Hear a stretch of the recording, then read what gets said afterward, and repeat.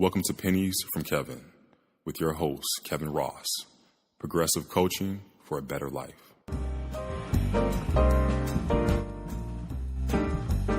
Welcome to the Pennies from Kevin podcast. I'm your host, Kevin Ross, and today's episode, Pent Up AF, question mark. Now, I know you think you know what that means, but actually you don't. It's pent up, angry, and frustrated, not pent up as bleep.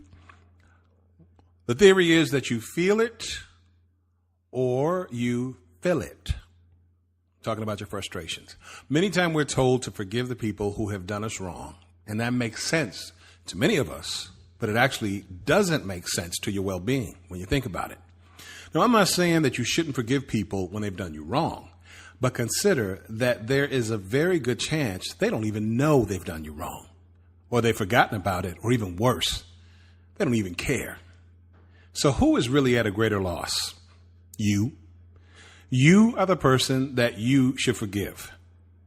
And there are only two ways to put an end to the situation. Address the other party or address yourself. Sure, people do get it right when they say forgiveness is not for the other person, it's for you. But then they get it completely wrong in the way they do it. We're not wired to walk away from unfinished emotional business. We think we are, but we're not.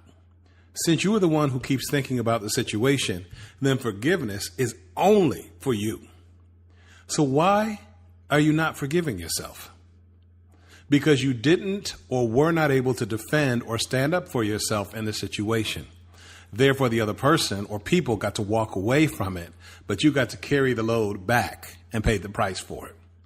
So the next time you feel your anger or frustration or anxiety coming to the surface over the situation, stop whatever you're doing, even if it's driving down the street. Now, of course, I'm saying pull over to the side of the road and allow yourself at least 20 minutes to feel the feeling.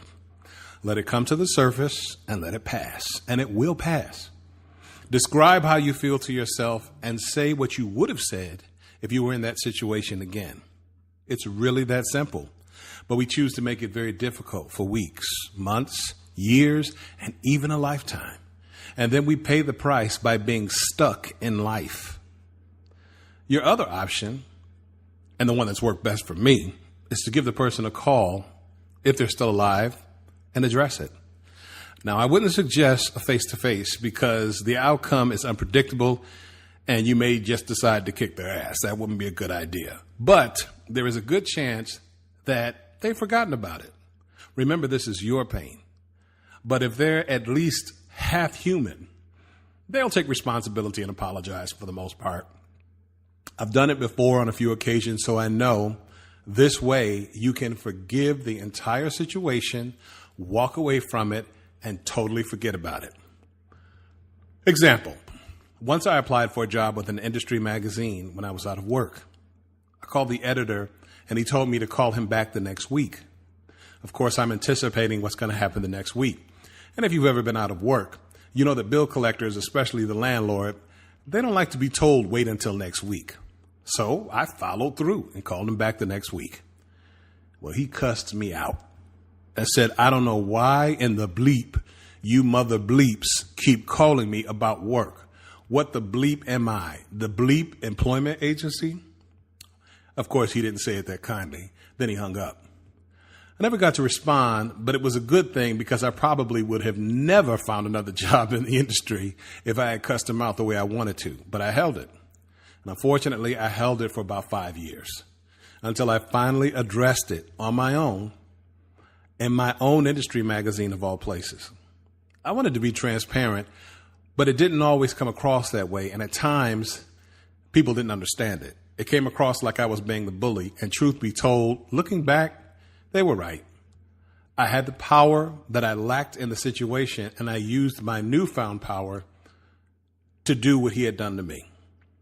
But it made me look like the bad guy. At any rate, he reached out to me and apologized after I wrote the story, and I found out later he had cancer at the time, and he said he honestly didn't remember the situation, but he was very sorry that he went off on me like that. Now I realized that I had actually interpreted the situation wrong. So you never know what people are going through. And a lot of times we think it's about us and it has nothing to do with us. but we still deserve common respect. After the call, I never gave it another thought. It was resolved in that moment, and I never thought about it again until now, at which I'm using this as a reference, of course. The business was complete, and I have no ill will towards him anymore. We push our feelings down because we don't want to feel angry, betrayed, rejected, frustrated, or slighted. Moreover, if you continue to stop feeling, then you're going to start feeling. What do I mean when I say feeling?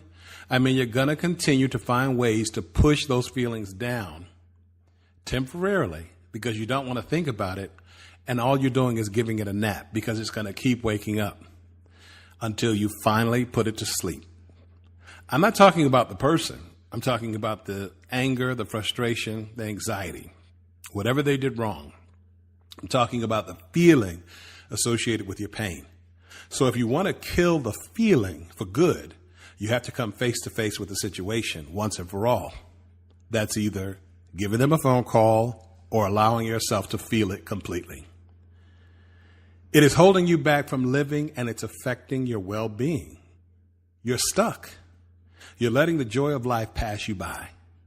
You can spend 30 years going to a therapist and complaining or eliminating your friends one by one because you're complaining too much and being weighty, talking about the same pain over and over and over. You know, you can finally take the smelly garbage out and put it on the curb for the garbage man to pick up, or you can leave it in your house.